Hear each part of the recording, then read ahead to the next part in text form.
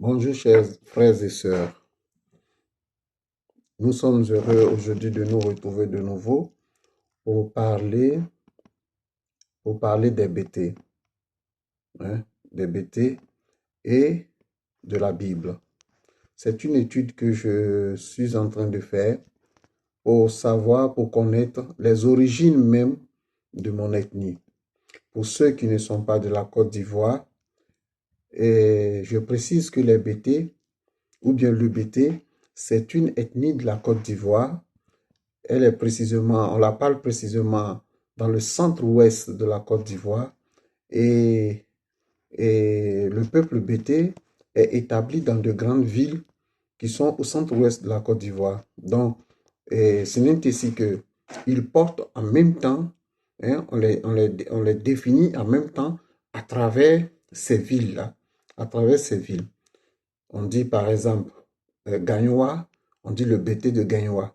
Soubré, le Bété de Soubré. Saïwa, le Bété de Saïwa. Issia, le Bété d'Issia. Daloa, le Bété de Daloa. Guibéroua, le Bété de Guibéroua. Alors, c'est dans ces 6 villes que sont regroupés sont les Bétés. Généralement, vous allez dans cette région, vous entendrez des Bétés parler. Il y a aussi qu'il y a des étrangers dans ces villes. Mais ces villes, généralement, les occupants de ces villes sont des Bétés. Donc, l'étude que nous allons faire aujourd'hui, c'est une étude sur la demeure de Dieu. Dieu où il habitait, comment le Bété voit, voit ou bien détermine la demeure de Dieu, parce que nous allons partir des exemples bêtés pour aller vers la Bible. Vous voyez, nous allons partir des exemples bêtés pour aller vers la Bible. Ainsi de suite, nous allons voir que les bêtés, ils ont quelque chose authentique en eux, très spécifique en eux, qui est caché en eux, et cette chose, elle est de génération en génération. Elle est de génération en génération. Ce n'est pas une chose d'aujourd'hui. Mais seulement que pour le manque d'intention, je dis, pas de recherche, pour le manque d'intention, on ne fait pas beaucoup attention à ce qu'on a et on ne sait pas exactement pourquoi ces choses sont faites. Tu vas demander à un père, à un vieux, pourquoi on appelle la lampe Napé, il te dira qu'on l'appelle Napé parce que c'est comme ça on l'appelle. Tu diras à un vieux comment on appelle la femme, il va te dire la femme c'est Wono, mais pourquoi on l'appelle Wono, il dit c'est comme ça on l'appelle. Mais aujourd'hui, ce que je suis en train de faire, ou ce que nous sommes en train de faire, c'est de s'approcher, c'est de s'approcher avec, avec beaucoup d'intention, regarder la profondeur de ces mots et voir mais pourquoi on appelle ces mots comme ça. Et on va découvrir que ces mots-là sont aussi utilisés dans la Bible, ont leur fondement dans la Bible. Aujourd'hui, nous allons parler de la demeure de Dieu. Et la demeure de Dieu, il y a 23 versets de la Bible qui parlent de la demeure de Dieu. 23 versets de la Bible qui parlent de la demeure de Dieu.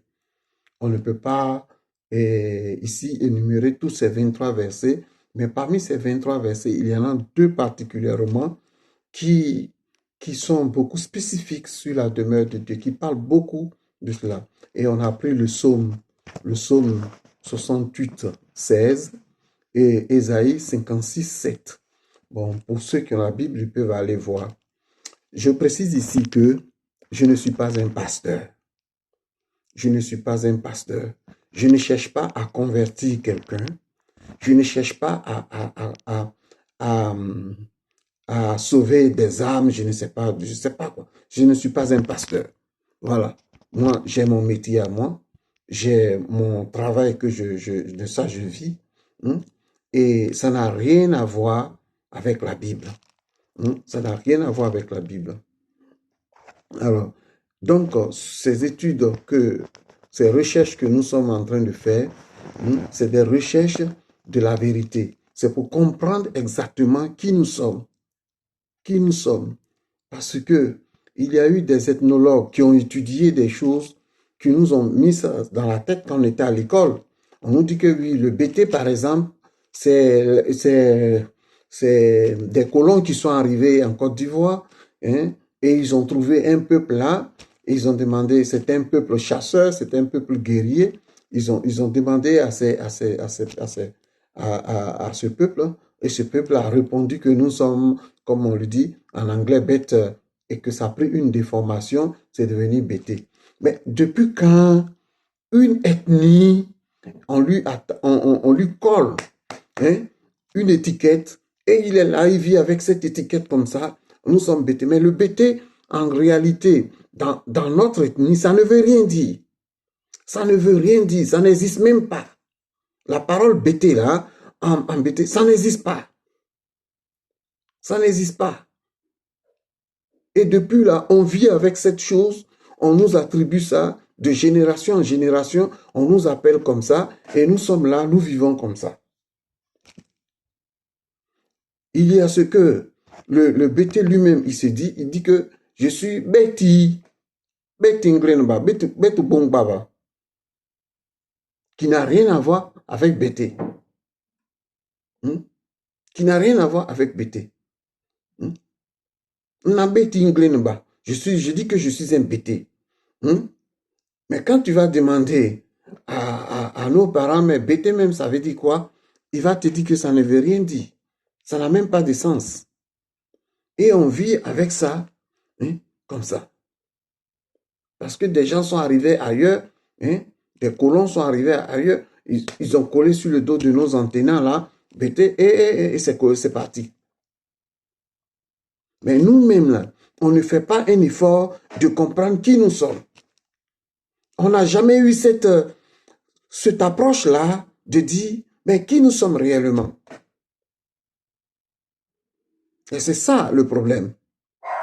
Parce que quand tu sais ce que tu es, tu sais aussi où tu vas, et qui tu es et comment tu vas faire. Mais quand on te colle une identité et on te fait déboussoler, tu ne sais plus qui tu es.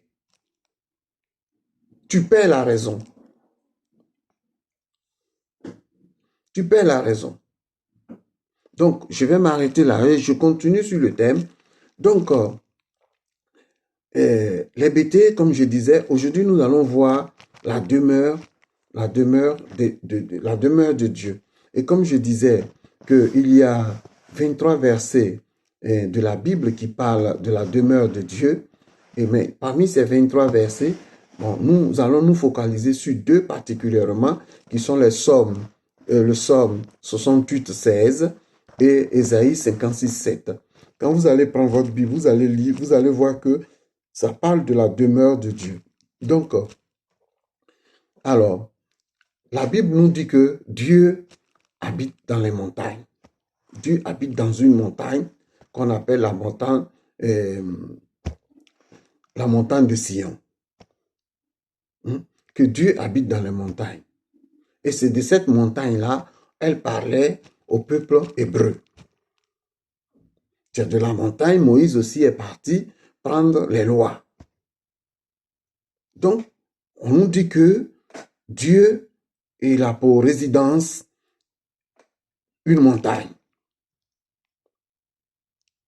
Nous allons voir maintenant comment le BT appelle la montagne.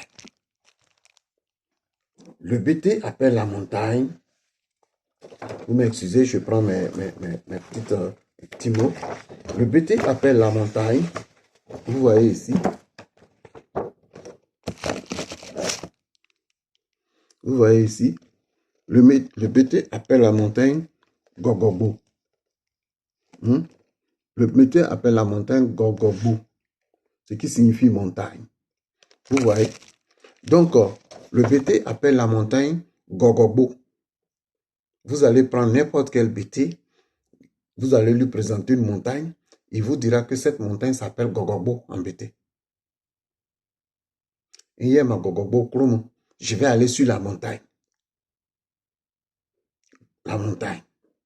Maintenant, nous allons voir la montagne Elle est composée de combien les paroles qui vont dans la montagne. Parce que c'est comme ça, il faut faire les études. Il faut t'approcher du mot. Il faut voir le mot dans son ensemble. Qu'est-ce que ça veut dire? Et le mot dans sa décomposition, qu'est-ce qu'elle donne? Et l'ensemble de ce mot donne le sens même de ce mot. Je reprends. Vous prenez le mot entier comme il est, gogobo, et maintenant vous le décomposez. Hein? Vous voyez que dedans, à l'intérieur, par exemple, de ce mot, vous voyez ici, c'est gogobo, qui est la montagne, et vous voyez qu'il y a gogo, qui signifie s'écouiller, éveiller, et puis vous avez bo, qui signifie parole. Si vous voyez là-bas que c'est renversé, c'est parce que je le montre et vous le voyez renversé de l'autre côté. Mais je suis dans le sens juste ici. Donc, vous voyez gogobo, et vous voyez un bo, et vous voyez, ça donne parole embêtée. Gogo, ça veut dire s'écouiller, ça veut dire éveiller. Donc, quand on met ces deux mots ensemble, gogobo, ça donne la montagne. Ça donne la montagne. Donc, qu'est-ce que ça veut dire? Ça veut dire que dans la parole montagne, qui est embêtée, on trouve gogo dedans et on trouve beau dedans. Ce qui veut dire gogo beau, quand on prend gogo, ça signifie il faut un peu de bruit au-dessus là, je ne sais pas si ça vous donne, si ça vous dérange, le voisin d'en haut fait. Il a un chien qui traîne des choses des fois, ça fait trop de bruit. Donc, je continue, c'était une parenthèse. Donc, si vous voyez hein, la montagne, on appelle ça, hein, vous voyez ici, on appelle ça Kogobo, c'est la montagne. Ouais. J'espère qu'il a arrêté un peu. Donc, Gogobo, c'est la montagne. Donc, on trouve Gogo, qui est éveillé, et Bo, qui est la parole. Donc, qu'est-ce que ça veut dire? Ça veut dire quoi? Ça veut dire que dans la parole montagne, hein, dans la parole montagne, on trouve la parole éveillée, hein, et on trouve le mot éveillé et beau, qui veut dire parole. Donc, je reprends. Dans le mot montagne, on trouve le mot gogobo qui signifie éveiller, s'écouiller, et on trouve le mot beau qui signifie parole. Donc, si on les met les deux ensemble, ça signifie la parole qui éveille, ou bien l'éveil de la parole, gogo, l'éveil de la parole, ou bien le secousse de la parole. Vous allez me dire pourquoi nos enseignants, ils ont vu une montagne et ils appellent cette montagne l'éveil de la parole. Qu'est-ce qu'ils ont vu dans cette montagne pour l'appeler l'éveil de la parole? Qu'est-ce qu'ils ont vu dans cette montagne pour l'appeler l'éveil de la parole?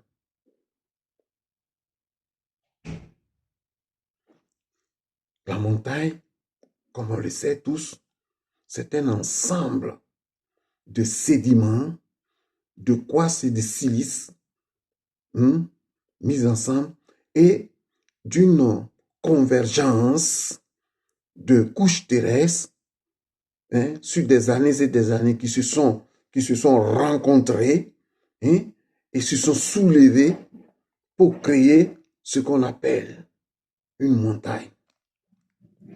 C'est une convergence de couches terrestres sur des milliers d'années qui se sont poussées entre elles et pour créer ce qu'on voit, qu'on appelle la montagne. Mais pourquoi nos enseignants vont aller appeler ce machin la parole qui éveille? Ou bien l'éveil de la parole?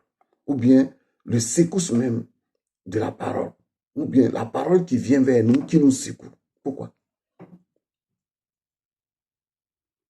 C'est parce que ils ont vu quelque chose. C'est parce qu'ils ont vu quelque chose. Ici en Afrique, il ne se fait rien pour rien. Il ne se dit rien pour rien, surtout dans nos ethnies. Si aujourd'hui, nos frères Baoulé s'appellent Baoulé, c'est parce que la reine Ablapoku a sacrifié son enfant, son unique enfant, pour sauver son peuple. Et quand ils ont traversé le fleuve, de l'autre côté maintenant, ils se sont rendus compte, bon, l'enfant est mort, aujourd'hui là, nous on s'appelle Baoulé. C'est ce qu'on nous a raconté, on nous a dit à l'école. On nous appelle Baoulé. Donc on ne fait rien, on ne dit rien sans qu'il y ait un sens à la chose. C'est seulement le nom bêté là, ils ont donné aux gens qui n'a pas de sens, qui ne sait même pas où se quitter. C'est même pas où se quitter. Donc aujourd'hui, nous devons chercher exactement qui nous sommes. Et nous allons voir aujourd'hui qui nous sommes. Nos origines ne sont pas libériennes. Nos origines ne sont pas libériennes. Il y a le révérend pasteur, le révérend Dion, le vieux Dion. J'ai vu des vidéos, quand il a fait des vidéos sur les dents de Man, le groupe dents. Il a dit quelque chose de très, très, très important. Si vous voyez, allez voir les vidéos, là, ces vidéos sont sur YouTube. Il a dit que les BT sont arrivés de l'Éthiopie avec un général. Et quand ils sont arrivés, ils se sont installés dans la région de Man. Et après, il y a eu les Yakuba qui sont arrivés aussi qui sont arrivés aussi de l'Éthiopie et ils sont venus, il y a eu un affrontement entre les Yakuba et les Bété, d'où les Bété ont été repoussés vers l'intérieur, vers les forêts où aujourd'hui ils sont. Où ils sont aujourd'hui. On vient de l'Éthiopie. Ça, c'est un grand pasteur, un grand révérend qui a dit ça. On vient de l'Éthiopie. Eux-mêmes viennent de l'Éthiopie. Mais nous, on est arrivé avec un général. Pourquoi on arrive avec un général qui nous a amenés là? C'est que c'est la troupe du général, on était. On était des soldats. On était des soldats pour arriver là. Est-ce que la Bible ne parle pas de Corée? De Corée qui s'est opposé à Moïse? Le fameux Corée, qu'on appelle Corée. Corée, ça c'est eux qui ont écrit ça comme ça, mais le BT appelle ça Corée. Corée, ça signifie le bout. En BT, ça signifie le bout Corée. Et il y a un passage que les rabbins expliquent, qui disent que, maintenant je ne peux pas dire le nom du rabbin qui a dit ça, mais il dit que Corée était devant et portait, était un des 4 personnages qui portait l'âge de Noé, l'âge de l'alliance, pardon, l'âge de l'alliance avec l'alliance entre Dieu et les Hébreux.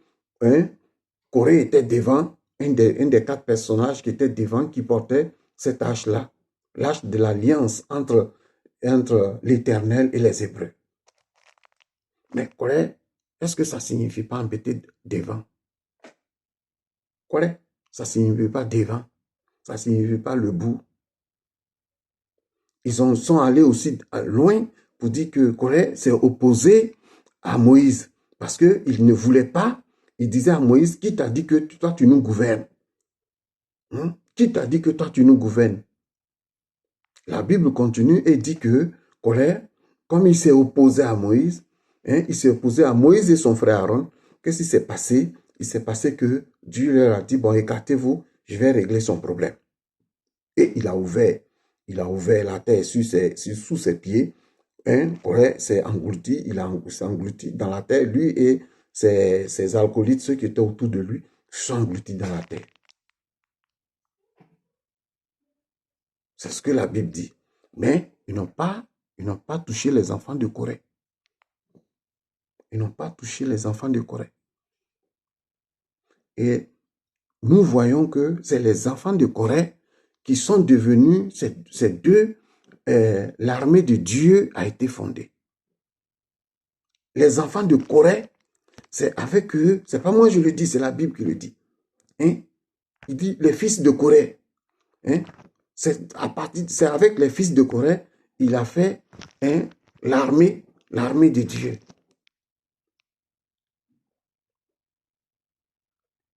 Corée est un lévite. C'est un lévite. Donc, il a fait l'armée de Dieu. Mais ceux qui sont venus en Côte d'Ivoire avec le général, là, ce ne sont pas les descendants de Corée, par exemple. Ce ne sont pas les descendants de Corée. Pour être accompagné d'un général.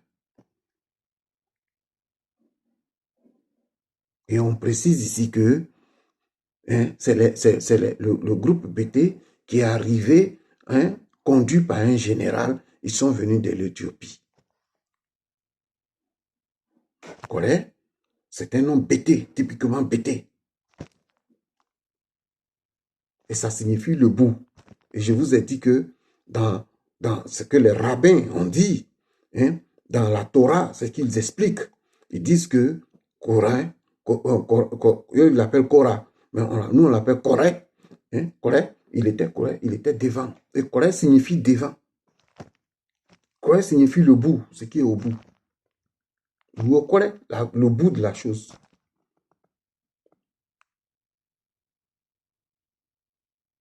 Donc, je reviens sur la demeure de Dieu. Donc, c'est parce que nos anténants ont vu quelque chose dans la montagne, cette voix leur arrivait et ils tombaient en transe. C'est pour cela ils disaient que la montagne s'appelle Gogobo, c'est-à-dire l'éveil même, la parole qui nous éveille. Vous voyez où on veut arriver? La parole qui nous éveille. Ils n'ont pas dit par hasard. Ils n'ont pas dit par hasard des choses comme ça. Ou au hasard, des choses comme ça. Parce que ça a un sens. Mais nous allons voir à qui était là, quels sont ces gens qui étaient là et pourquoi ils étaient là aussi. Nous allons voir comment les Juifs même, ils appellent les Hébreux. Les Hébreux, c'est quoi? Le mot hébreu, ça signifie quoi? Le mot hébreu, là, ça signifie quoi? Alors, nous allons prendre nos petits trucs. Vous voyez ici, dans leur langue en hébreu, on écrit, hébreu s'écrit comme ça. Vous voyez, hébreu s'écrit comme ça. Et ça signifie hébreu. Et quand on lit l'hébreu, le mot signifie, la signification signifie or. Or. Or. On écrit or, comme avec un E. Vous voyez. On écrit or, ça se lit or, mais en réalité, ça se lit or. Or. Hébreu, ça se lit or. Ils le disent là-bas, or. Nous, on dit en français hébreu, mais hébreu, quand on le traduit dans la langue des Juifs, on lit ça or. Donc, ce or, il signifie montagne. Donc, le nom hébreu signifie montagne.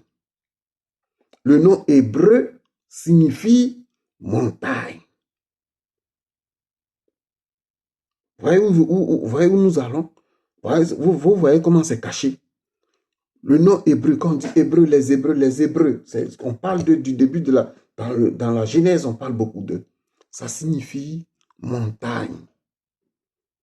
Et on dit ça, je suis là-bas, il dit ça, or, c'est la montagne. Et il précise encore qu'ils appellent ça montagne parce que Aaron, le frère de Moïse, est mort au-dessus, sur les hauts sommets du mont qu'on appelle Édom.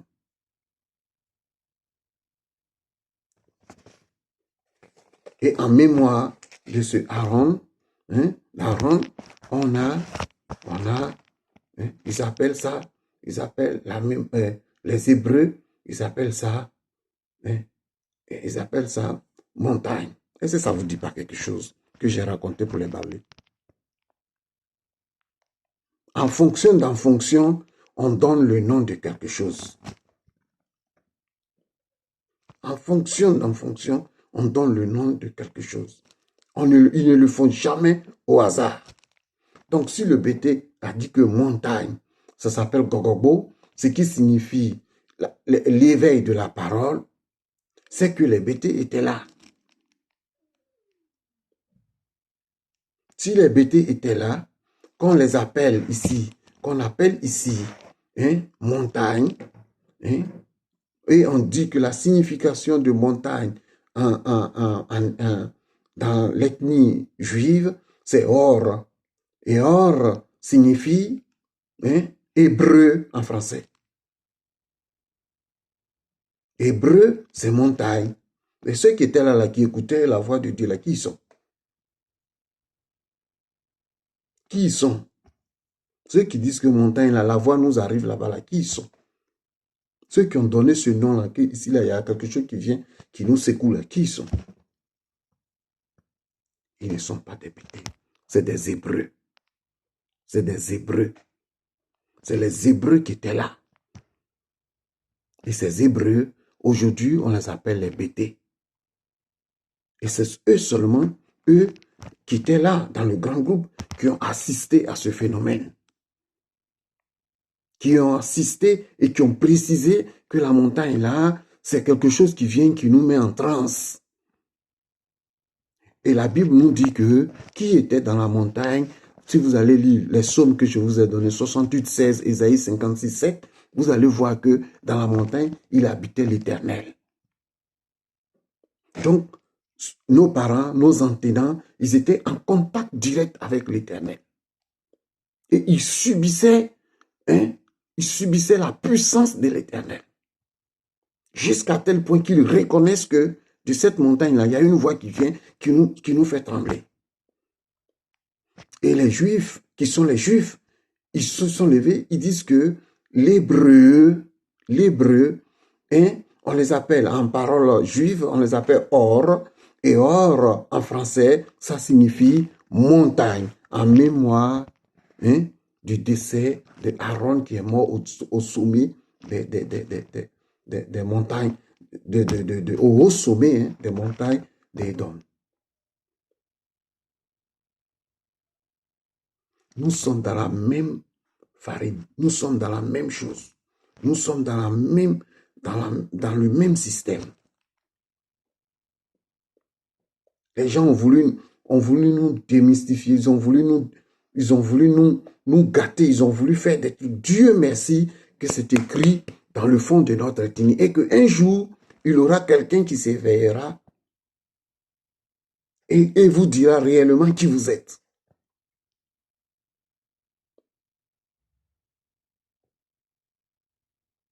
C'est dans ça nous sommes. C'est dans ça nous sommes.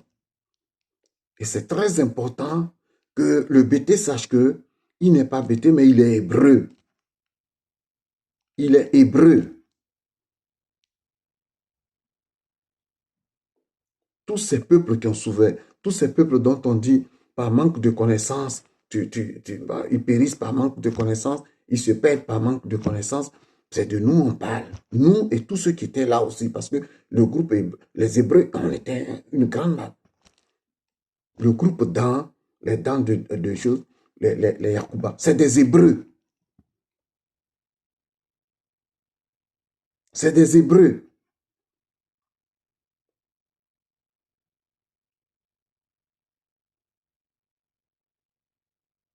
Quand vous voyez leur comportement et notre comportement, c'est la même chose. C'est la même chose, on est tous là. C'est pas parce qu'on est voisins ou bien non, mais c'est la même chose. Parce que c'est comme ça, c'est ancré comme ça. C'est comme ça. Donc, je résume en toutes ces choses que les bêtés sont des Hébreux, que Dieu habite dans la montagne, que les bêtés disent que la montagne s'appelle Gogobo, que Gogobo signifie en bêté éveil, l'éveil de la parole qui nous éveille. Et pourquoi les bêtés étaient là? C'est parce qu'ils ont entendu ça. Ils ne peuvent pas s'inventer la chose. Ils ne peuvent pas donner des noms fabuleux comme ça, fabulatoires, à quelque chose qu'ils ne savent même pas. Non, mais ils ont vécu l'expérience, ils ont vécu, nos anténants ont vécu ces choses-là pour dire que cette montagne-là, la voie arrive là-bas. Et la Bible nous dit qui était dans cette montagne-là, c'est Dieu qui habitait dans cette montagne. Et les Hébreux aussi se lèvent, les Juifs se lèvent, ils disent que Hébreu, ça s'appelle Or. Or, la signification de Or signifie montagne. On retourne, on a tourné on retourne au point de départ. Donc, si l'hébreu s'appelle montagne, ceux qui étaient en bas de la montagne qui subissaient la parole de Dieu, qui ils sont? Si ce n'est que des Hébreux eux-mêmes.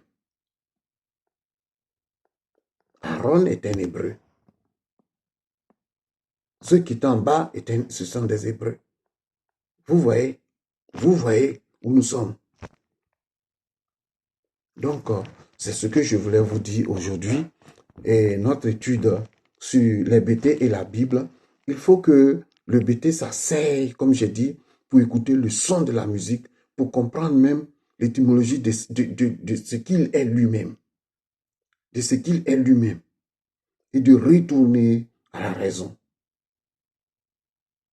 Voilà. Merci les frères. À la prochaine rencontre. Je vous remercie pour ce que nous avons fait aujourd'hui. Merci pour tout ce que nous avons dit. Et j'espère que il y aura plus de commentaires, il y aura plus de recherches, il y aura plus de vouloir comprendre réellement la vérité et savoir réellement qui est le bêté et pourquoi le bêté aujourd'hui ne se retrouve pas dans ces choses parce que il est un peu déboussolé, mais c'est des générations qui ont été déboussolées. Donc, pour recoudre le tissu, ça prendra un peu de temps, ça prendra beaucoup de temps, comme je dis, mais on y arrivera un jour. Il faut savoir qui nous sommes réellement. Donc, je vous remercie.